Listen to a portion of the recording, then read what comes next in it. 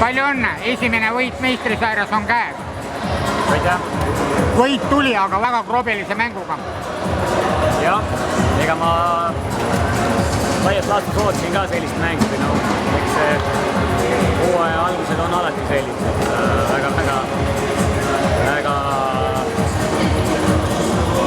on nagu selles mõttes nagu liiga ulme loota, et esimeses mängus ma oleksin kohe sellises löögioosus. Töö käib ikkagi nagu tuleviku nimel ja et olla nagu vormis oktoobri keskpaigas. Et praegu see mäng, ta peabki rabe olema, ei suuda olla keegi terve hooaeg vormis. Rääkimata veel septembris esimesest mängust.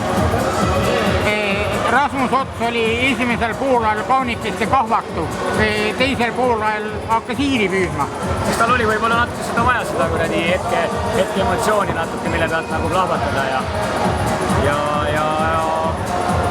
sai oma näpud vahele sinna paarile kohale ja sealt tuli see enesekindlus ja eks me mängisime kaitses natuke paremini ka teisel poolajal ja me aitasime teda natuke rohkem ka kui esimesel poolel. Esimesel poolel said nad ikkagi liiga lihtsalt viskele. Eks vastane ka väsib muidugi, need visked lähevad võib-olla lihtsalt sirgega olenid saaksid, aga ta tegi oma töö teisel poolel ära, jah. Kõvem kaitse tähendas ka palju karistusminuteid, 7-8 tükki. Ometigi need ei mõjunud laastavalt meeskonna mängule. Eks selle füüsise kallal me oleme vaeva näid ja eks me näeme veel, et tuleb lihtsalt vastu pidada, ega kui me tahame mingit sammu edasi astuda, siis tuleb selle kallal vaeva näha ja tööd teha. Aitäh!